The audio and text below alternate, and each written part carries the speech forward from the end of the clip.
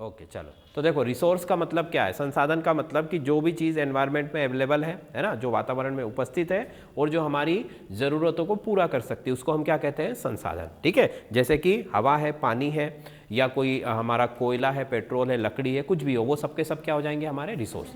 अब रिसोर्स या संसाधन हमने कई टाइप्स के पढ़े। पहली चीज़, संसाधन में क्या क्या चीज़ होनी चाहिए। संसाधन पहला तो इकोनॉमिकल वैल्यू रखना चाहिए, है ना, मतलब कुछ उसका फ़ायदा होना चाहिए, उसको बेच सके हम ताकि कुछ पैसा कमाया जा सके। दूसरा, उसके अंदर कल्चरली एक्सेप्टेबल होना चाहिए, जो आपके आसपास के लोग हैं वो उसको एक्सेप्ट भी करना चाहिए, है ना। उसका भी मैंने आपको एग्जांपल बताया था, जैसे मीट प्रोडक्शन है, तो मीट प्रोडक्शन आप ऐसे एरिया में अगर कर रहे हो जहाँ के लोग मांस खाते ही नहीं है, तो वहाँ पर वो कुछ काम का है क्या, नहीं है, इसलिए वो कल्चरली एक्सेप्टेबल नहीं है। तीसरा और क्या बताया था मैंने इसके अलावा और क्या बताया था हमने कि इकोनॉमिकल वैल्यू होना चाहिए, ठीक है, उसकी कल्चरल एक्सेप्टेबल होना चाहिए, और टेक्नोलॉजी आपके पास होनी चाहिए, है ना, टेक्नोलॉजिकली फिजिएबल, या टेक्नोलॉजिकली आपके पास इतनी टेक्निक होना चाहिए ताकि आप उस संसाधन से कुछ फ़ायदा ले सको। ठीक है, ये 2-3 चीज़ें थी। अब कोई भी पदार्थ, किसी भी सब्सटेंस को मैं संसाधन में बदल सकता हूँ, रिसोर्स बना सकता हूँ। कैसे? अगर मेरे पास टाइम है, अगर मेरे पास नॉलेज है, अगर मेरे पास टेक्नोलॉजी है। अगर ये 3 चीज़ें हैं तो कोई भी सब्सटेंस क्या बन सकता है, रिसोर्स बन सकता है। ठीक, फिर अगला क्लासिफिकेशन। यहाँ से हमने क्लासिफिकेशन शुरू कर दिया था। क्लासिफिकेशन में क्या पढ़ा था हमने, कई टाइप्स के बेसिस के ऊपर उसको क्लासीफाई किया था। एक हो गया नेचुरल, फिर दूसरा हो गया आपका ह्यूमन मेड मतलब मैन मेड, और तीसरा हो गया आपका ह्यूमन बीइंग खुद ही एक रिसोर्स है, मतलब इट सेल्फ। मतलब कि नेचुरल रिसोर्स का मतलब कि जैसे कि जो प्रकृति हमको देती है वो सबके सब क्या हो जाएंगे, नेचुरल। उसमें हवा, पानी, आपका सारी चीज़ें आ जाएंगी। उसके बाद में मैन मेड में क्या क्या चीज़ें आ जाएंगी, जैसे हमने रोड बनाया, ट्रेन बनाई, घर बनाई, बिल्डिंगें बनाई, ये सब क्या है, ये सब ऐसे रिसोर्स हैं जो हमने बनाए हुए हैं, इसलिए ये सब मैन मेड हो गए। ठीक, इसके अलावा फिर हमने अलग अलग बेसिस पर उसका क्लासिफिकेशन देखा था। उसी कड़ी में आगे हम आज कौन सा बेस पढ़ने वाले हैं, एक और बेसिस के ऊपर हम पढ़ेंगे कि धात्विकता के आधार पर, है ना, किसके आधार पर, धात्विकता, है ना। तो धात्विकता के आधार पर कितने प्रकार के हो जाएंगे, मेटल उसमें मेटल कंटेन है या नहीं है, उसके बेसिस पर वो भी 2 प्रकार का हो गया। एक तो मेटल हो जाएंगे और दूसरे क्या हो जाएंगे, नॉन मेटल, है ना। मेटल हो सकता है एक रिसोर्स और दूसरा क्या हो सकता है, नॉन मेटल।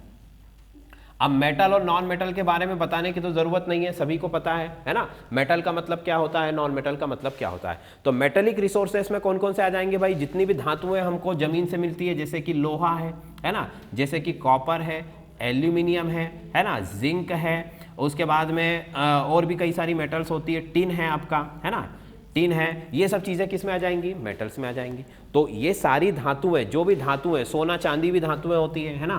तो ये लिखा मैंने सोना, ये लिखा मैंने चांदी, ये लिखा प्लेटिनम, ये सब की सब क्या है, धातु है। तो ये सब भी धरती से मिलती है हमें, रिसोर्स है हमारे। पर ये चूंकि मेटल है, इनमें सारे कैरेक्टर्स मेटल्स वाले हैं, सारी जो गुण है वो धातुओं वाले हैं, इसलिए ये सब के सब क्या हो गई, धातुएं हो गई। ठीक, नॉन मेटल की बात करूं तो नॉन मेटल में भी कई सारी चीजें हैं, है ना। नॉन मेटल्स में भी बहुत सारे आपको सब्सटेंस मिलेंगे, वो सब किस कैटेगरी में आ जाएंगे, अधात्विक। जैसे कि गैसें, जितनी भी गैसें हैं वो सब क्या है, नॉन मेटेलिक है। ऑक्सीजन है, नाइट्रोजन है, हाइड्रोजन है।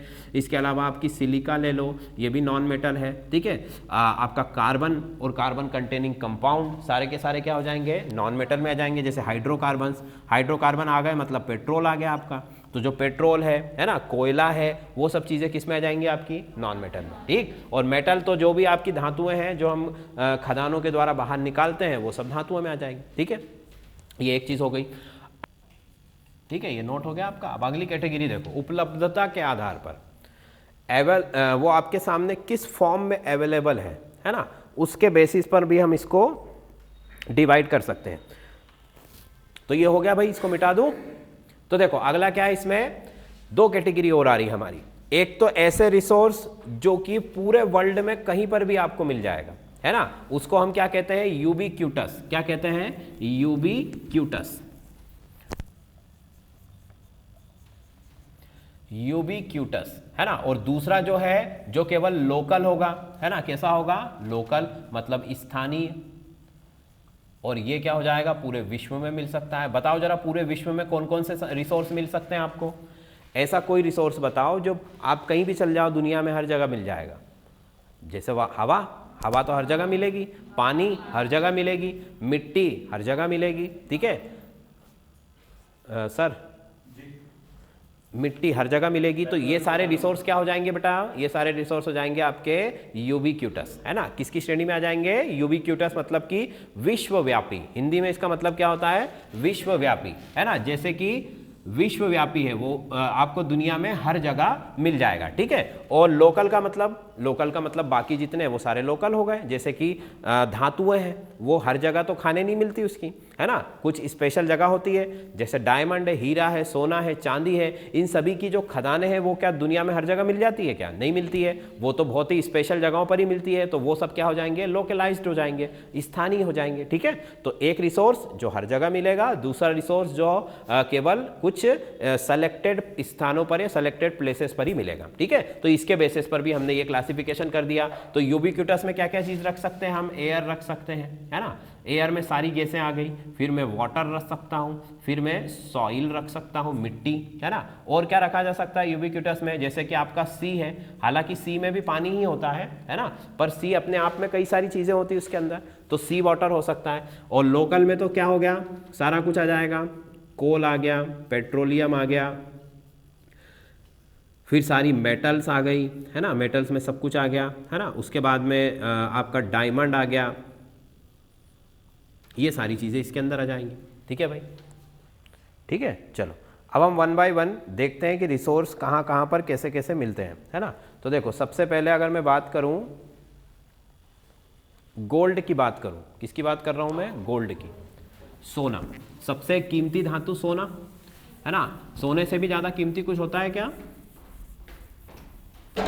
भाई, सोने से ज़्यादा वैल्यूबल कुछ होता है क्या, प्लेटिनम होता है, हीरा भी होता है ना। पर चूंकि सोना जो है, गोल्ड जो है, वो ज़्यादातर यूज़ हम गोल्ड ही कर पाते हैं, क्योंकि डायमंड और प्लेटिनम जो है हालांकि उससे महंगा जरूर होता है, पर उनका प्रोडक्शन से लेकर के और सारी चीज़ें मिला लें अगर, तो वो ज़्यादा यूज़फुल अभी या ट्रेंड में नहीं है, हम ऐसा कह सकते हैं, है ना। तो सोना सबसे ज़्यादा यूज़ किया जाता है।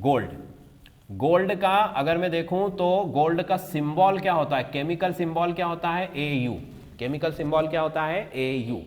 सोना सबसे ज़्यादा कहाँ पर यूज़ किया जाता है, सबसे ज़्यादा अगर यूज़ की बात करूं तो यूज़ कहाँ पर किया जाता है सबसे ज़्यादा, इंडिया के अंदर। कहाँ किया जाता है, इंडिया के अंदर, है ना, शादी में और इसमें हमारे यहाँ पर बहुत ज़्यादा यूज़ होता है। तो सोना यूज़ सबसे ज़्यादा इंडिया में होता है, ठीक। प्रोडक्शन की अगर मैं बात करूं, प्रोडक्शन सबसे ज़्यादा सोने का कहाँ होता है, सबसे ज़्यादा सोना विश्व में कौन सा देश बनाता है, पूरे विश्व के स्तर पर हम बात कर रहे हैं, है ना, विश्वव्यापी। तो देखो सबसे ज़्यादा प्रोडक्शन जो है सोने का वो चाइना करता है। कौन करता है, चाइना। देखो लगभग 80%, है ना, ये देखो ये चाइना जो आपको दिखाई दे रहा है यहाँ पर मैप पर, तो लगभग 80% जितने भी आपके मिनरल्स हैं या मेटल्स हैं, उन सब में आप आंख बंद करके चाइना का नाम लिख देना, है ना। सबसे ज़्यादा प्रोडक्शन कौन करता है, चाइना, लगभग 80%। कुछ ऐसी सेलेक्टेड चीज़ें हैं जिनमें दूसरे देश आ गए हैं, बाकी ज़्यादातर में कौन आ गए हैं, चाइना, ठीक है। अब उसका रीज़न क्या है, देखो चाइना जो है उसका क्षेत्रफल काफ़ी बड़ा है, पहली चीज़ तो, हालांकि दुनिया में दूसरी जगह है वो भी, उनका भी बहुत बड़ा एरिया है, जैसे रशिया सबसे बड़ा है ना, अमेरिका भी काफ़ी बड़ा है। तो पर चाइना में सबसे ज़्यादा प्रोडक्शन क्यों होता है, यहाँ पर हम बात कर रहे हैं प्रोडक्शन की, हमने ये नहीं कहा कि वो सोर्स वहाँ पर सबसे ज़्यादा मिलता है ना। जैसे कि इसको आप ऐसे समझो कि मान लो ये भारत है, इंडिया है ना, इंडिया में मेरे पास 10 लीटर तेल है, कितना तेल है, 10 लीटर ऑयल है, ज़मीन के अंदर मिला मुझे। और चाइना जो है हमारा चीन, उसके पास जो है, उसके पास मान लो 7 ही लीटर है, बस कितना लीटर है, 7 लीटर। पर चाइना कर क्या रहा है, चाइना 1 साल में 1 लीटर निकाल लेता है। क्या करता है, 1 साल में 1 लीटर निकाल लेता है, और भारत 1 साल में सिर्फ आधा लीटर ही निकाल रहा है, ठीक है। तो इसका मतलब ये नहीं है कि चाइना में सब चीज़ें बहुत ज़्यादा है ज़रूर, पर वो प्रोडक्शन ज़्यादा कर रहा है, वो उन चीज़ों को जल्दी ख़त्म कर देगा। बात समझ में आ रही, जैसे जो रिसोर्स हमारे यहाँ 10 साल चलेगा वो चाइना 5 साल में ही क्या कर देगा, ख़त्म कर देगा। इसी वजह से चाइना में सबसे ज़्यादा रिसोर्स का प्रोडक्शन होता है, क्योंकि वहाँ की जो तेज़ी से बढ़ती जनसंख्या और तेज़ी से बढ़ती जो इकोनॉमी है, उसके अंदर चाइना क्या कर रहा है, अभी बहुत ज़्यादा अपने जो नेचुरल रिसोर्सेस है उनका जो है यूज़ कर रहा है, उनको कंज्यूम कर रहा है फटाफट। इसीलिए ज़्यादातर नाम आपको किसका मिलेगा, चाइना का, ठीक है भाई। तो इंडिया में सबसे ज़्यादा यूज़ होता है, प्रोडक्शन सबसे ज़्यादा कहाँ होता है, चीन में, ठीक, पहली चीज़। अच्छा, फिर चीन के बाद अगर मैं बात करूँ दूसरे नंबर पे अगर मैं बात करूं, है ना, तो दूसरे नंबर पर जो है सोना गोल्ड आपको कहाँ मिलेगा? दूसरे नंबर पर सोना गोल्ड जो है आपको रशिया में मिलेगा, रूस में मिलेगा। ठीक है, रूस जो है दूसरे नंबर पर क्या करता है? सोने का उत्पादन करता है। ठीक, इसके बाद अगर मैं बात करूं सोने की, ऑस्ट्रेलिया, इसके बाद किसका नंबर आता है? ऑस्ट्रेलिया का नंबर आता है। ऑस्ट्रेलिया भी क्या कर रहा है? अच्छा खासा गोल्ड का प्रोडक्शन कर रहा है। ऑस्ट्रेलिया ये रहा हमारा। ऑस्ट्रेलिया के अंदर रूस के बाद जो है गोल्ड का प्रोडक्शन होता है, ऑस्ट्रेलिया। तो देखो अब हमको याद क्या रखना है? इतने सारे देश तो हम याद नहीं रख पाएंगे, हमको जो याद रख सके वो बहुत अच्छी बात है ना। अगर दिक्कत आ रही तो आप क्या याद रखोगे? जहां सबसे ज़्यादा होता है वो नाम तो हमको कम से कम याद रखना ही है। ठीक है, सबसे ज़्यादा जहाँ पर भी होता है, और दूसरा कि इंपॉर्टेंट प्लेसेस में बताऊंगा आपको, है ना, महत्वपूर्ण जगह है, कि जैसे चाइना तो हमने बोल दिया, अब चाइना में कहाँ होगा वो भी बताऊंगा, है ना। और पूरे वर्ल्ड वाइड पूरा मैप के अंदर सोने की जो खदानें हैं जो बहुत ज़्यादा फेमस है, जैसे कि अगर मैं डायमंड की बात करूँ, हीरे की, तो हीरे की खदानें भारत में कहाँ मिलती हैं? पन्ना, मध्य प्रदेश, है ना, पन्ना जिले में मिलती है। पन्ना जिले में हीरा, गोलकुंडा और पन्ना की जो खाने हैं वहाँ पर हीरा सबसे ज़्यादा मिलता है। मतलब भारत में तो एक ही जगह ही है वो, उसके अलावा कहीं नहीं मिलता है। ठीक है, तो यहाँ पर हीरा मिलता है। तो वैसे ही कुछ इंपॉर्टेंट प्लेसेस भी मैं आपको बताऊँगा। ठीक है भाई, तो चीन ने क्या कर दिया? सबसे ज़्यादा प्रोडक्शन कर दिया गोल्ड का, और सबसे ज़्यादा यूज़ जो है वो इंडिया करता है। ठीक, दूसरे नंबर पर रूस, तीसरे नंबर पर ऑस्ट्रेलिया। अगली अगर मैं बात, तो इंडिया के अंदर सबसे ज़्यादा गोल्ड कहाँ पर प्रोड्यूस होता है? कर्नाटक के अंदर। कहां पर होता है? कर्नाटक के अंदर। सबसे ज्यादा गोल्ड कहां पर प्रोड्यूस होता है? कर्नाटक के अंदर। ठीक, इसके बाद आंध्र प्रदेश और झारखंड। कर्नाटक, आंध्र प्रदेश और तीसरे नंबर पर है आपका झारखंड। यहां पर गोल्ड का जो प्रोडक्शन है वो सबसे ज्यादा इंडिया के अंदर होता है। पूरे विश्व के अंदर चीन सबसे ऊपर, रूस, ऑस्ट्रेलिया, कर्नाटक, आंध्र प्रदेश, झारखंड। ठीक, ये हो गया गोल्ड का प्रोडक्शन। अगला हम देखते हैं डायमंड, हीरा। हीरे की अगर बात करें तो देखो, हीरे की बात करने से पहले उसको समझो कि हीरा है क्या। हीरा क्या है? कार्बन है। हीरा क्या है? कार्बन। जैसे कि हमने कहा था ना अभी, फॉसिल फ्यूल कैसे बनते हैं? जो एनिमल्स थे हमारे, जो प्लांट थे, वो जमीन के अंदर दब गए, और दबने के बाद वो किस में परिवर्तित हो गए? कोयले में। और उसी कोयले के ऊपर अगर, और कोयले को आप और लंबे समय तक दबा रखो अगर जमीन के अंदर, और कुछ लाख सालों तक, तो वो किस में परिवर्तित हो जाएगा? हीरे में, है ना। मतलब कि अगर कार्बन के ऊपर मैं प्रेशर और टेम्परेचर लगाता रहूँगा तो वो किस में बदल सकता है? हीरे के अंदर। और इसीलिए तो आर्टिफिशियल जो डायमंड है वो हम बना सकते हैं मशीनों के अंदर, है ना। बड़ी बड़ी मशीनों के अंदर आप कार्बन को रखकर उसमें प्रेशर और टेम्परेचर अप्लाई करके उसको किस में बदल सकते हो? हीरे में। ठीक है, और जो काम धरती के अंदर कई लाख साल में होता है वो काम मशीनों से हम साल 2 साल में कर लेते हैं। ठीक है, पर वो उसकी क्वालिटी उतनी अच्छी नहीं होती जो आपको नेचुरल होता है। ठीक है, पहली चीज तो डायमंड है क्या? डायमंड है आपका कार्बन। ठीक, सबसे ज्यादा डायमंड कहां पर मिलता है? मिटा दो इसको। चलो, सबसे ज्यादा डायमंड जो है देखो, डायमंड है ना। डायमंड मतलब क्या है? कार्बन, एक चीज। दूसरा कि ये सबसे कठोर तत्व है, ज्ञात, है ना, कठोर तत्व। ये भी आपने सुना होगा कि हीरा क्या होता है? बहुत कठोर होता है। ठीक, बनता कैसे है? कार्बन के ऊपर अगर मैं टेम्परेचर और प्रेशर, है ना, ये दो चीज अप्लाई करूंगा तो कार्बन किस में बदल सकता है? हीरे में, कई लाख सालों में। ऐसा नहीं होता है कि तुरंत हो जाएगा। ठीक, सबसे ज्यादा हीरा कहां पर पाया जाता है? सबसे ज्यादा हीरा रूस में मिलता है। मतलब प्रोडक्शन की बात कर रहा हूं मैं, है ना, मिलने की बात नहीं कर रहे हैं अभी, हम प्रोडक्शन की बात कर रहे हैं। सबसे ज्यादा हीरे का प्रोडक्शन कौन करता है? रशिया। ठीक, रशिया के बाद दूसरा नंबर आता है ऑस्ट्रेलिया। ठीक है, ऑस्ट्रेलिया। फिर इसके बाद आता है एक कॉन्गो करके देश है ना, कॉन्गो। तो रूस, ऑस्ट्रेलिया और कॉन्गो। ठीक है, रशिया तो किसी को बताने की जरूरत ही नहीं, मैप में कहां पर है ना।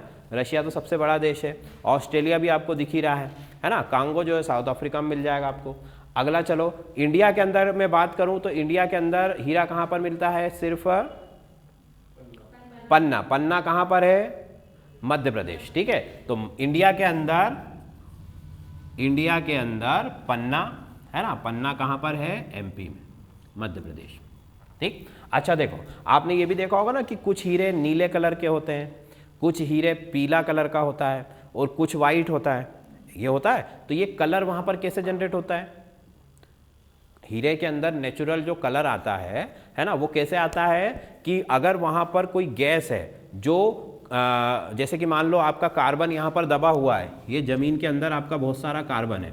अब इस कार्बन के साथ अगर नाइट्रोजन गैस यहाँ पर ट्रैप है, फंसी हुई है नीचे, तो वो नाइट्रोजन जब ये हीरा कार्बन हीरे में बदलेगा तो उसके अंदर चली जाती है और इस नाइट्रोजन की वजह से उसका रंग क्या हो जाता है? पीला, है ना। तो अलग अलग गैसों की उपस्थिति के कारण हीरे का रंग अलग अलग भी हो सकता है, पर ये बहुत ही रेयर होता है, इसीलिए कलरफुल डायमंड बहुत महंगे होते हैं, ठीक है। और जो नॉर्मल हीरा है वो कैसा होता है? वाइट, है ना, कलरलेस। अच्छा, फिर हीरा जो जब जमीन से निकाला जाता है तो उसको क्या करना पड़ता है हमको? उसको उसकी कटिंग करना पड़ती है ना। कटिंग करे बिना वो चमकता है क्या? अच्छे से नहीं चमकता है। उसकी कटिंग की जाती है अच्छे से, उसको जो है कई तरह के शेप दिए जाते हैं और उसके बाद फिर उसको यूज़ किया जाता है, ठीक है भाई। तो जल्दी से नोट कर लो इसको। अब हीरे के बाद हम बात करते हैं, हीरा हो गया, अब चांदी की बात करते हैं, है ना, हो गया ये। चलो सिल्वर की बात करूं तो सिल्वर प्राकृतिक संसाधनों में सिल्वर जो है, चांदी, ये भी बहुत अच्छा और कीमती धातु है ये, है ना।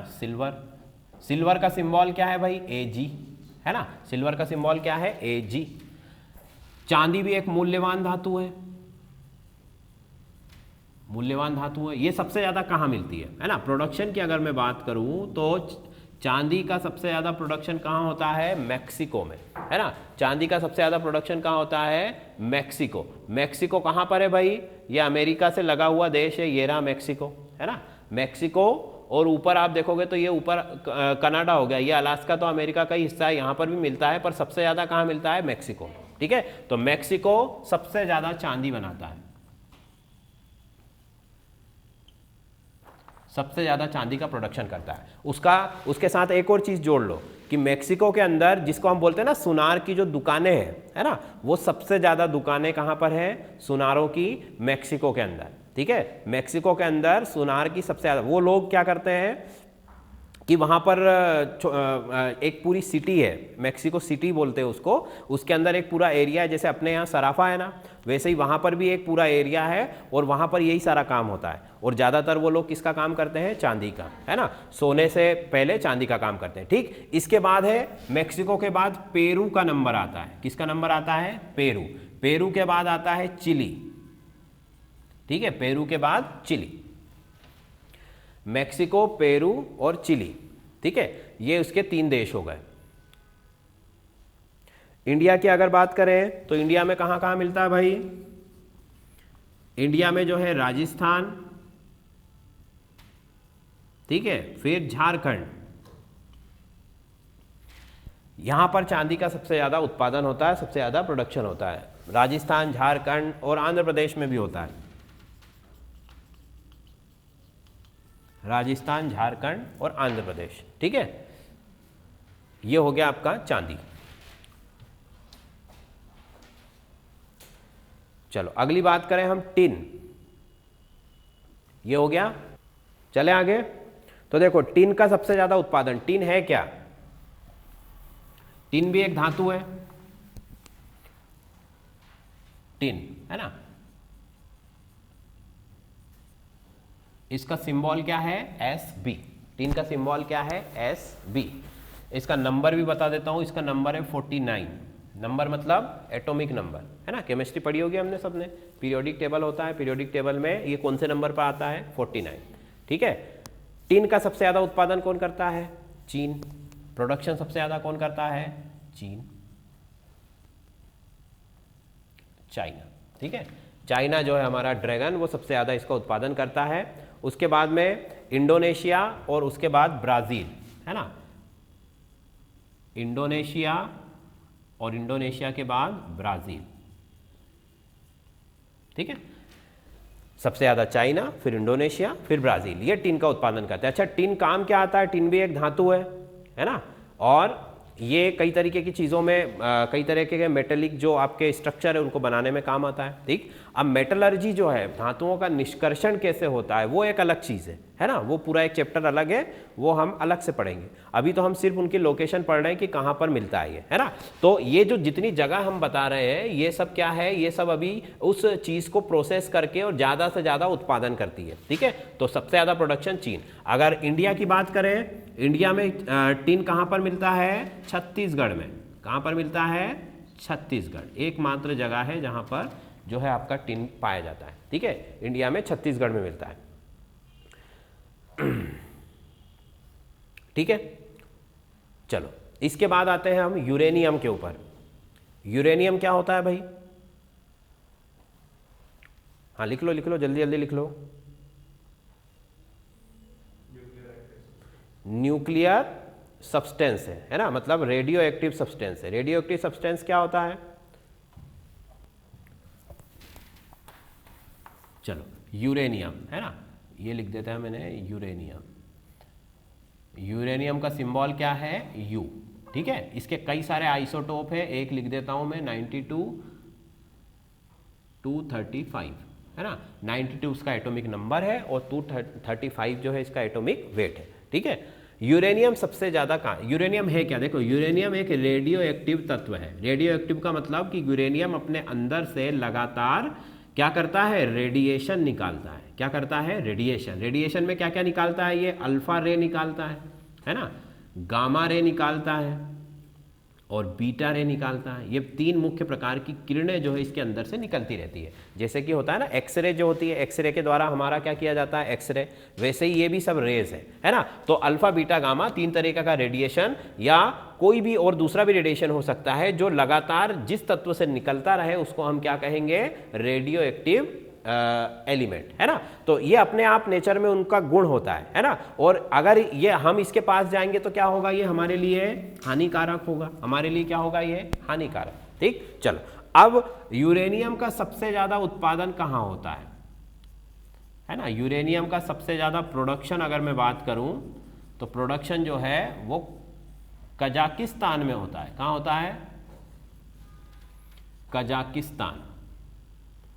ठीक है, कजाकिस्तान में होता है सबसे ज़्यादा प्रोडक्शन। कजाकिस्तान का नाम सुना है कि नहीं भाई, कजाकिस्तान। कजाकिस्तान के बाद कनाडा है ना, कनाडा भी बोलते हैं जिसको, उसके बाद ऑस्ट्रेलिया। कजाकिस्तान, कनाडा, ऑस्ट्रेलिया, ये तीन मुख्य देश है जहां पर यूरेनियम का उत्पादन होता है। ठीक, इंडिया की अगर बात करें, कजाकिस्तान, कनाडा, ऑस्ट्रेलिया, ये हो गया। चलो अब इंडिया की अगर मैं बात करूं तो आंध्र प्रदेश में कहां पर मिलता है, आंध्र प्रदेश। आंध्र प्रदेश, आंध्र प्रदेश में जो है यूरेनियम पाया जाता है।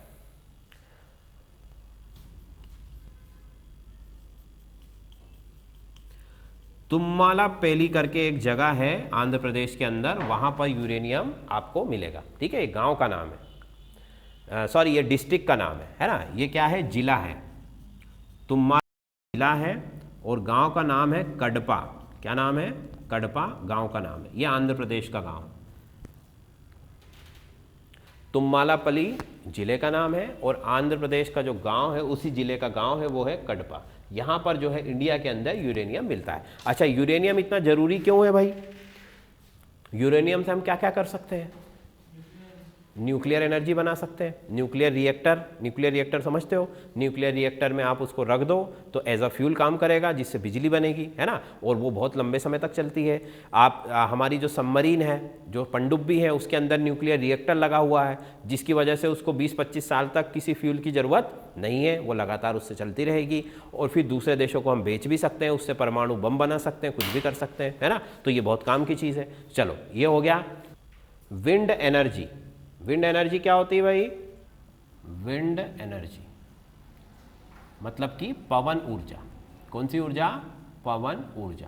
ठीक है भाई, विंड एनर्जी पवन के द्वारा ऊर्जा बनाना। पवन मतलब हवा, हवा के द्वारा आप ऊर्जा कैसे बनाते हैं हम बताओ जरा। हवा के द्वारा। ये हमने पवन चक्की लगा दी ऊपर, यहाँ से हवा चलेगी, ये घूमेगी और फिर नीचे आपको क्या मिल जाएगा, बिजली बन जाएगी। ये होता है, ठीक।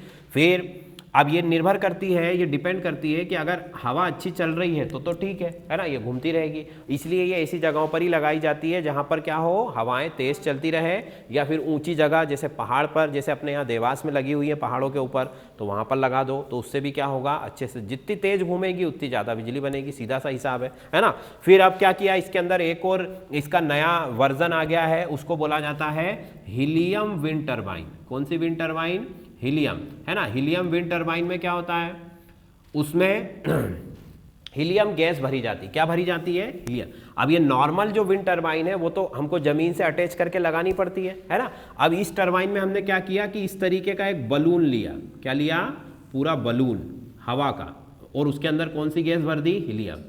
ये यहाँ पर जो है पूरी हीलियम भरी हुई है, ठीक है। और ये कैसा है, पूरा खोखला, ये इस तरीके का, ये पूरे बलून के अंदर एयर भरी हुई है, और यहाँ बीच में जहाँ खाली जगह है वहाँ पर मैंने क्या किया, वहाँ पर मैंने टरबाइन लगा दी, ठीक है, बीचों बीच उसके। और इस पूरे बलून को जैसे ही मैं छोड़ूंगा तो हीलियम गैस हल्की होती है, वो सीधी कहाँ जाएगी, ऊपर हवा में।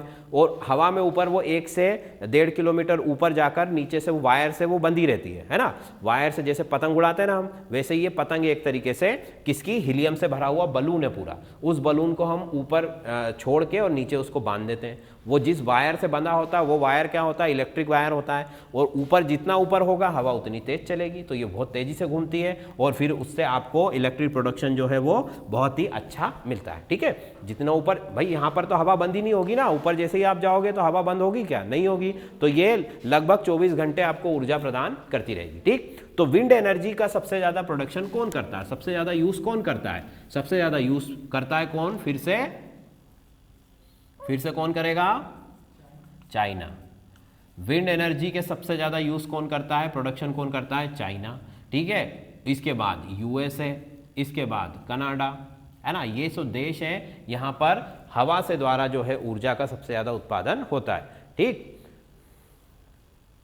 फिर इंडिया की अगर मैं बात करूं, इंडिया में यूपी मतलब उत्तर प्रदेश, पंजाब, ठीक है, मध्य प्रदेश, ये जो जगह हैं यहाँ पर विंड एनर्जी सबसे ज़्यादा बनती है, मतलब सबसे ज़्यादा इनका प्रोडक्शन किया जाता है, ठीक। इसके बाद कौन सी एनर्जी आती है, पवन ऊर्जा के बाद सौर ऊर्जा। ये हो गया, जल्दी जल्दी नोट करते चलो। देखो हमको याद क्या रखना है, दो चीज़ें, सबसे ज़्यादा प्रोडक्शन पूरे विश्व में कहाँ होता है और सबसे ज़्यादा प्रोडक्शन पूरे इंडिया में कहाँ होता है। ये दो चीज़ तो याद रखनी ही है ना। इसके अलावा फिर आप जितना भी याद रख सको बहुत अच्छी बात है, ठीक है भाई। चलो अगला सोलर एनर्जी, ठीक है। सोलर एनर्जी क्या होती है, सूरज से बनने वाली ऊर्जा, सोलर एनर्जी, सूर्य से प्राप्त ऊर्जा, है ना, सौर ऊर्जा भी इसको कहते हैं हम। सौर ऊर्जा का सबसे ज्यादा उत्पादन कौन करता है, चाइना। अच्छा, सौर ऊर्जा कल मैंने बता दी थी कैसे बनती है, सौर ऊर्जा कैसे बनती है, सोलर पैनल लगा दो, या फिर वो चारों तरफ आप उसको कंसंट्रेट करके और पानी को गर्म करके आप उबाल सकते हो, है ना, और उससे भाप बना सकते हो। भाई ये टावर है, टावर के चारों तरफ मैंने मिरर लगा रखे हैं, इन मिरर से सूरज की रोशनी टकरा के इस टावर पर पड़ेगी चारों तरफ से, है ना, और क्या करेगी, यहाँ पर रखा हुआ पानी गर्म होगा, गर्म होगा तो भाप बनेगी, भाप बनेगा तो टरबाइन घूमेगी, टरबाइन घूमेगा तो बिजली बनेगी, ऐसे बना सकते हैं, ठीक। सबसे ज़्यादा प्रोडक्शन करता है चीन, ठीक है। चीन के बाद आता है यूएसए मतलब कि अमेरिका, उसके बाद जापान, ठीक है।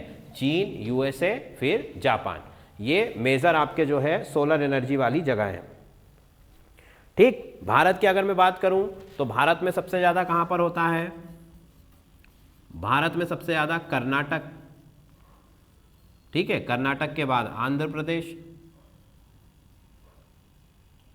ठीक है, उसके बाद तो फिर बहुत सारे राज्य हैं, एमपी, यूपी, है ना। सबसे ज़्यादा हमको याद रखना है कहाँ होती है, कर्नाटक, कर्नाटक में सबसे ज़्यादा होती है, ठीक। चलो इसके बाद हम आ जाओ, अगला लिखो कोयला,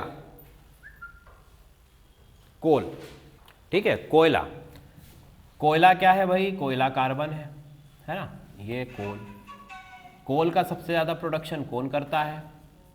कोल का सबसे ज़्यादा प्रोडक्शन कौन करता है? चाइना, चीन करता है। ठीक है, उसके बाद यूएसए। अगर मैं यहाँ स्टोरेज की बात करूँ, है ना, स्टोरेज की मतलब भंडारण की, कोयले का सबसे ज़्यादा भंडार कहाँ पर है? तो वो कहाँ पर है? यूएसए में। कोयला सबसे ज़्यादा स्टॉक किसके पास है? यूएसए के पास।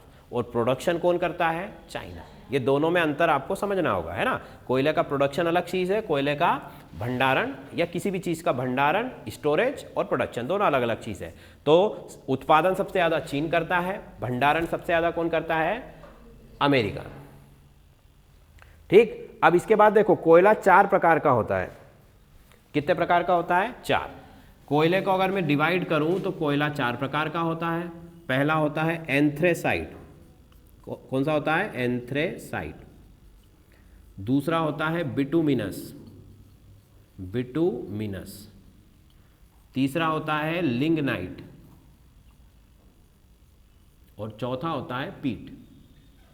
ये 4 प्रकार का कोयला पाया जाता है। ठीक है, तो देखो एंथ्रेसाइट जो है ये क्वालिटी के बेसिस पर सब डिवाइड है ना। क्वालिटी का मतलब कैसे डिसाइड होगा कि कौन सा कोयला अच्छी क्वालिटी का है, कौन सा कोयला बुरी क्वालिटी का है? जिसमें कार्बन ज़्यादा है वो अच्छा है, और जिसमें कार्बन कम है उसकी क्वालिटी भी कैसी हो जाएगी? लो।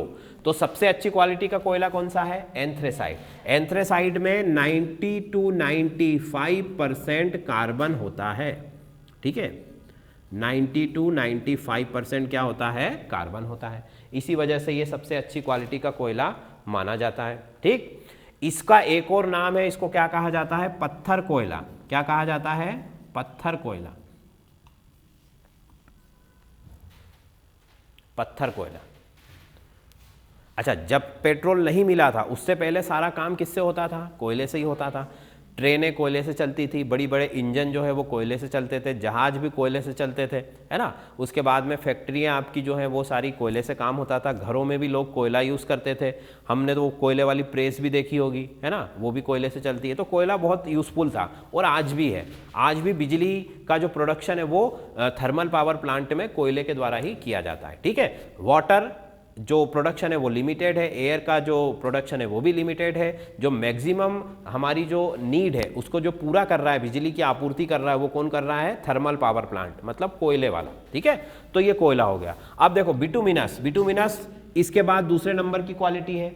इसमें 70 से 75% कार्बन होता है। ठीक है, कितना कार्बन है? 70 से 75% कार्बन पाया जाता है। 70 से 75% कार्बन है। ठीक, इसके बाद लिग्नाइट। लिग्नाइट में जो है लगभग 40 से 50% तक कार्बन होता है।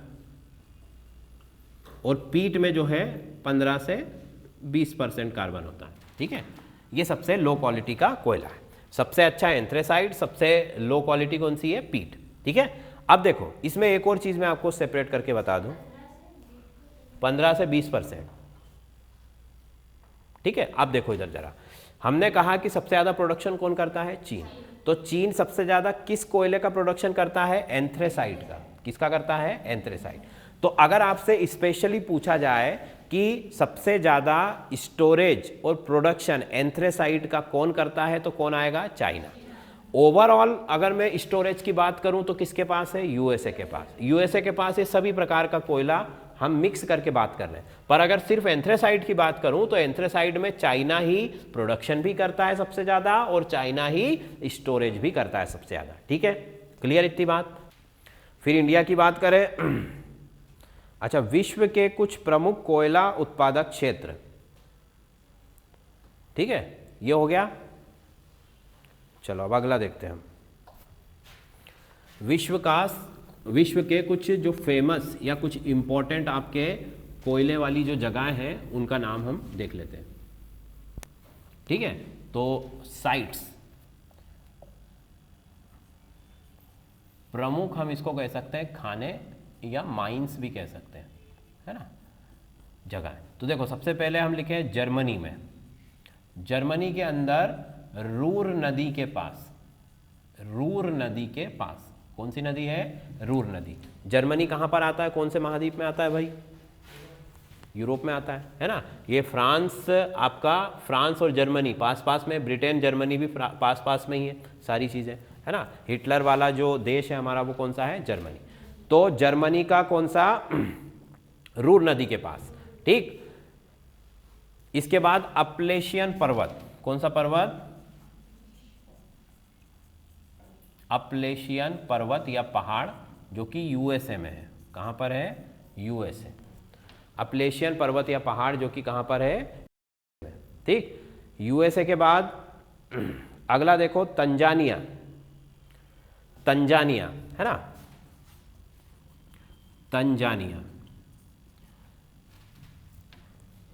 सबसे बड़ा क्षेत्र जो है वो यूएसए का है, अपलेशियन पर्वत, ये आप लिख सकते हो। अपलेशियन जो पर्वत है, पहाड़ है, उसके आसपास का जो क्षेत्र है वहाँ पर कोयला सबसे ज़्यादा मिलता है। फिर जर्मनी में रूर नदी के पास, उसके बाद आता है आपका तंजानिया, ठीक।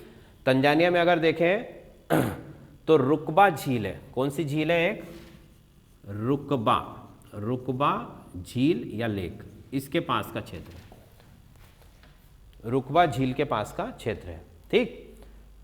इसके बाद यूके का भी है एक, यूके मतलब कि यूनाइटेड किंगडम,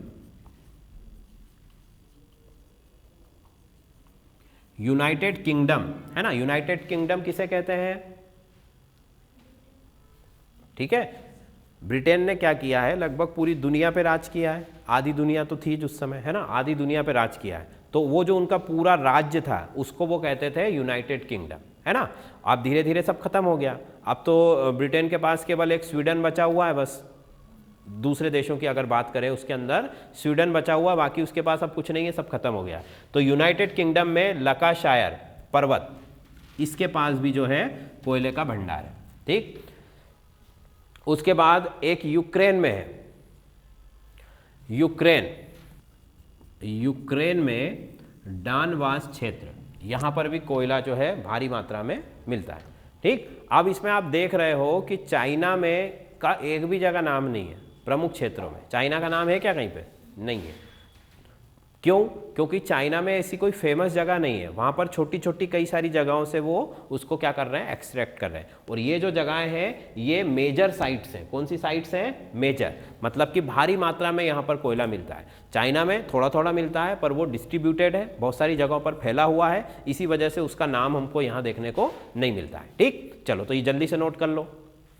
हाँ, ऑनलाइन स्टूडेंट फटाफट नोट करते चलो भाई, बोर्ड दिख रहा है सबको साफ। चलो अगली बात करें हम लोहे की, लोह अयस्क। हाँ बोलो भाई जल्दी से, आरजू क्या प्रॉब्लम है, ओके ओके ओके, हो गया नोट। लोह अयस्क मतलब आयरन,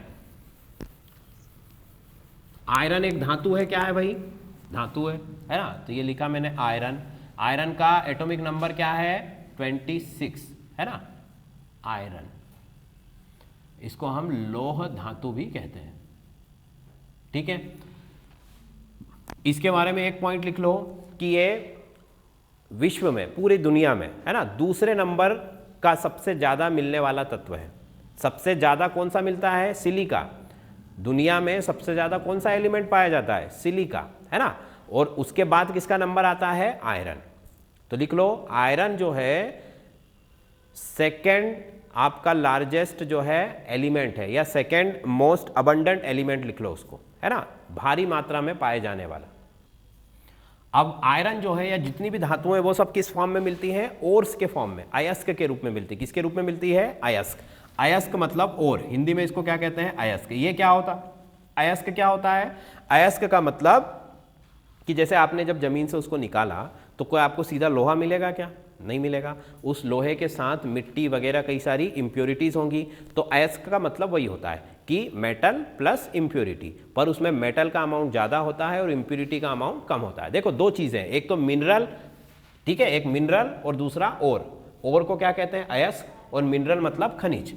भाई जमीन से अंदर आप जब चीज़ों को निकालते हो जमीन के अंदर से, तो वो दो रूपों में मिलती है, पहली मिनरल के रूप में, दूसरी आपकी ओर के रूप में। मिनरल का मतलब खनिज, हिंदी में उसको क्या कहते हैं, खनिज, और एक होता है अयस्क। अयस्क में क्या है, अयस्क में मेटल का परसेंटेज ज़्यादा है और जो मिट्टी है, इम्प्योरिटी है, उसका परसेंटेज कम है।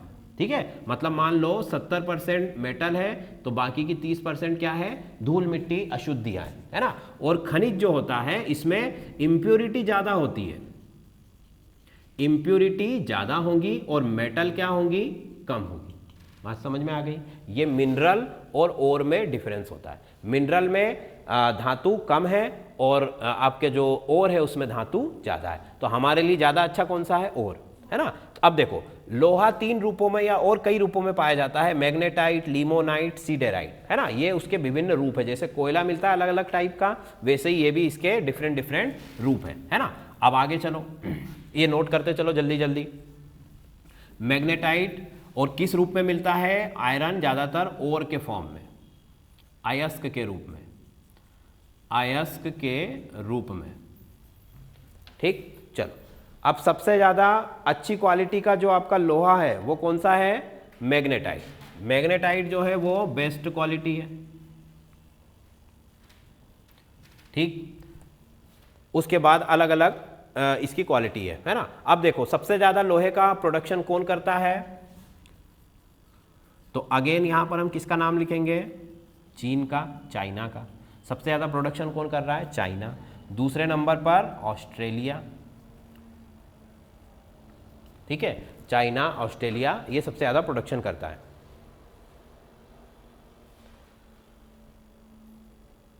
अच्छा, ऑस्ट्रेलिया जो है सबसे ज्यादा स्टोरेज भी करता है। ऑस्ट्रेलिया में क्या है, सबसे ज्यादा स्टोरेज की कैपेसिटी है, लोहे का सबसे ज्यादा स्टोरेज ऑस्ट्रेलिया में है और प्रोडक्शन सबसे ज्यादा चाइना में है। सबसे ज्यादा प्रोडक्शन चाइना, सबसे ज्यादा स्टोरेज ऑस्ट्रेलिया। ठीक, चलो अब कुछ इसके हम फील्ड की बात कर लेते हैं। तो अमेरिका के अंदर, है ना, ये सब फटाफट नोट करते चलो। फेमस जो साइट है अमेरिका में, एक साइट है उसका नाम है मसाबी। क्या नाम है उसका, मसाबी क्षेत्र या मसाबी एरिया या मसाबी माइन। यहां पर लोहे का उत्पादन जो है अच्छा खासा होता है। विश्व की बात करें, फ्रांस में एक एरिया है लॉरेन, लॉरेन रीजन या लॉरेन का क्षेत्र।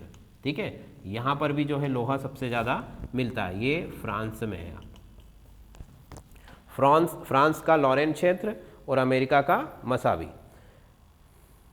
ऑस्ट्रेलिया में भी एक है पिलबारा, है ना, यहां पर लिख देता हूं। ऑस्ट्रेलिया में भी एक फेमस क्षेत्र है ऑस्ट्रेलिया के अंदर, उसका नाम है पिलबारा, पिलबारा क्षेत्र। यहां पर सबसे ज़्यादा लोहा मिलता है। ये उसकी कुछ फेमस साइट्स हो गई। ठीक, ठीक है, नोट हो गया। अब अगला लिखो, तांबा, कॉपर। लिखो लिखो, आप लिखो तो सही। तांबे को क्या कहते हैं, ताम्र धातु। क्या कहा जाता है उसे, ताम्र धातु। उसका सिंबल क्या है, सिंबल है Cu। एटॉमिक नंबर क्या है उसका, 29, एटॉमिक नंबर 29।